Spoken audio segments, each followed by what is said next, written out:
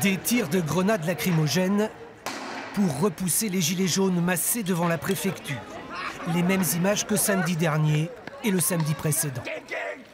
La liberté d'expression est un droit immuable. On fera tout ce qu'il faut pour le garder. Un peu plus tôt dans l'après-midi, la manifestation avait commencé par des prises de parole. Une première à Besançon.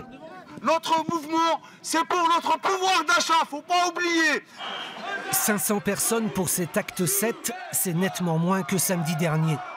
Les Gilets jaunes entament alors une marche à travers la ville.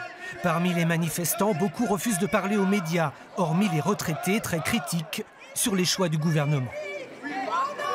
Il y a le rétablissement de l'impôt sur la fortune, il y a l'augmentation des salaires, il y a l'augmentation des retraites.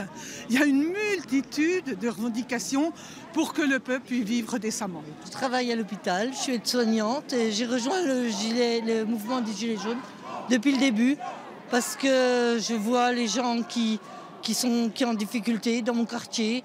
Les Gilets jaunes souhaitaient une manifestation pacifique, elle le fut pendant 3 heures. Sur les trottoirs, certains passants se montrent sceptiques.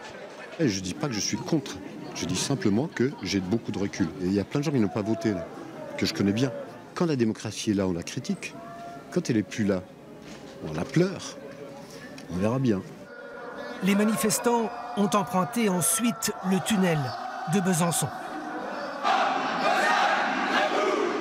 Avant de se séparer, une scission entre pacifistes, la majorité, et les casseurs. Après la préfecture, les plus actifs se sont postés sur un boulevard proche du centre-ville. Une centaine d'entre eux font toujours face aux forces de l'ordre.